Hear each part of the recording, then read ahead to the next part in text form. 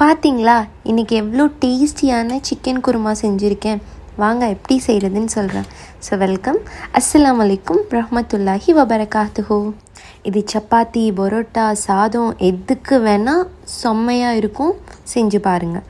இப்போது இது எப்படி செய்கிறதுன்னு சொல்கிறேன். இதுக்கு 1/2 கிலோ சிக்கன் எடுத்திருக்கேன். Welcome to silk bush channel.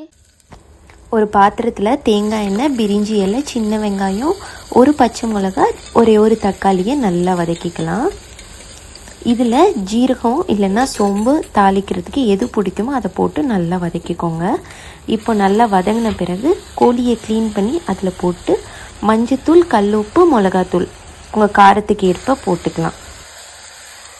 இப்போ சைடில் ஒரு பச்சை மிளகாய், ஜீரகம் 1 ஸ்பூன், சோம்பு 1 ஸ்பூன், மிளகு 1/2 ஸ்பூன் போட்டு கொஞ்சோண்டு தேங்காய் போட்டு மிக்சியில் போட்டு அரைச்சிக்கலாம். இது சைடில் இருக்கட்டும். இப்போ 1 ஸ்பூன் இஞ்சி பூண்டு பேஸ்ட்டை இந்த கோழியில் போட்டு நல்லா வதக்குங்க, பச்சை வாடை போகிற அளவுக்கு. வறுத்து அரைச்ச மல்லிப்பொடி, ஜீரகப்பொடி 2 சேர்த்து 1 ஸ்பூனில் இதில் போட்டுக்கோங்க. புதினா வாசத்துக்கு நல்ல அரோமா கொடுக்கும், சிக்கனுக்கு நல்ல ஃப்ளேவராக இருக்கும். ஸோ அதையும் போட்டுக்கோங்க. இப்போது தயிர் 2 குழிக்கரண்டி ஆட் பண்ணிக்கோங்க.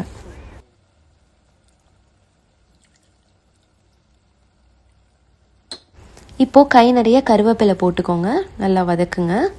இப்போது ஆல்ரெடி நான் வறுத்து அரைச்ச சிக்கன் மசாலா எப்படிங்கிறது நான் கீழே டிஸ்கிரிப்ஷனில் போட்டிருக்கேன், அதையும் ஆட் பண்ணிக்கோங்க.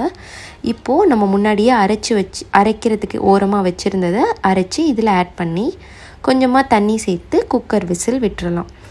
ஒரு 2-3 விசிலுக்கு பிறகு எடுத்து பார்த்தா சுவையான டேஸ்டியான சிக்கன் குருமா ரெடி ஆகிடும். இது ட்ரை பண்ணிவிட்டு எப்படி இருந்துச்சுன்னு மறக்காமல் எனக்கு கமெண்ட் பண்ணுங்கள்.